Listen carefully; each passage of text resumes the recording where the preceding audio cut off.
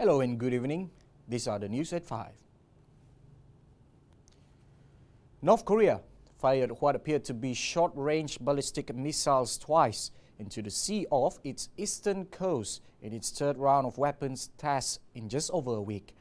The increased testing activity is seen as brinkmanship, aimed at increasing pressure on Seoul and Washington over stalled nuclear negotiations.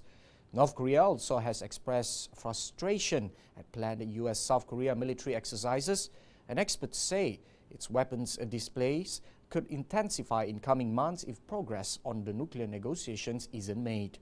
By test firing weapons that directly threaten South Korea, but not the U.S. mainland or its Pacific territories, North Korea may also be trying to dial up pressure on Seoul and test how far Washington will tolerate its bellicosity without actually causing the nuclear negotiations to collapse. A landmark arms control treaty that President Ronald Reagan and Soviet leader Mikhail Gorbachev signed 3 decades ago is dead, prompting fears of a new global arms race.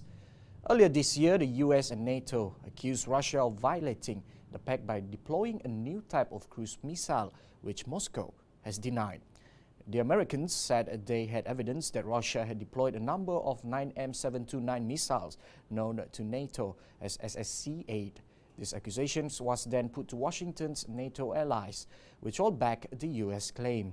President Donald Trump announced in February that the U.S. would withdraw from the pact if Russia didn't come into compliance and set the deadline for 2nd August.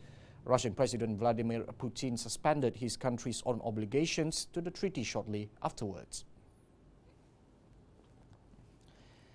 China's yuan fell to its lowest level this year against the dollar following President Donald Trump's threat of new tariffs on Chinese goods, coming close to breaking the politically sensitive level of 7 to the U.S. currency. The yuan tumbled to 6.9520 to the dollar, its lowest level since December, but recovered slightly by midday. The currency's weakness is helping to fuel Washington's trade complaints.